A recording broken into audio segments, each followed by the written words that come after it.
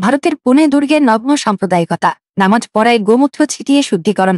ভারতের মাটিতে আবারও আঘাত হানল কট্টর সাম্প্রদায়িকতা। মহারাষ্ট্রের পুনেতে ঐতিহাসিক শনিয়ারওয়াড়া দুর্গে নামাজ পড়ার পর যে দৃশ্য দেখা গেল তা সভ্য সমাজের জন্য এক কলঙ্ক। বিশ্বজুড়ে চরমপন্থার যে উত্থান, তারই প্রতিচ্ছবি যেন এই ঘটনা। কিন্তু এর পেছনে আসল উদ্দেশ্য কি কেবলই নামাজ, নাকি দেশটির সংখ্যালঘুদের ধর্মীয় স্বাধীনতা কেড়ে নেওয়ার বৃহত্তর চক্রান্ত?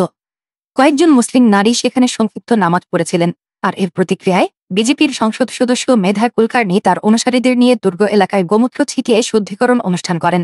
তিনি সাফ জানিয়ে দেন, এই স্থান মারাঠা সাম্রাজ্যের প্রতি নামাজ পড়ার জায়গা নয়।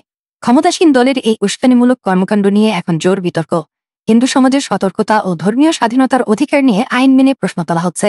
সংবিধানের 25 অনুচ্ছেদে নাগরিকদের ধর্মীয় স্বাধীনতার অধিকার থাকলেও ভারতে সংখ্যালঘুদের ওপর কট্টরপন্থীদের আক্রমণ থামছে না। গোমূত্র দিয়ে শুদ্ধিকরণের ঘটনা প্রমাণ করে এটি কেবল একটি স্থান শুদ্ধ করার চেষ্টা নয়, বরং ভারতের রাজনীতির গভীরে প্রবেশ করা সাম্প্রদায়িক মানসিকতাকে প্রকাশ করার এক জঘন্য নাটক। ভারতে প্রায়ই এমন ঘটনা ঘটছে। আসন্ন নির্বাচনে এই ধরনের ধর্মীয় উস্কানি দিয়ে ক্ষমতাসীন দল কি বিভাজনের রাজনীতিকে আরও তীব্র করে তুলছে না?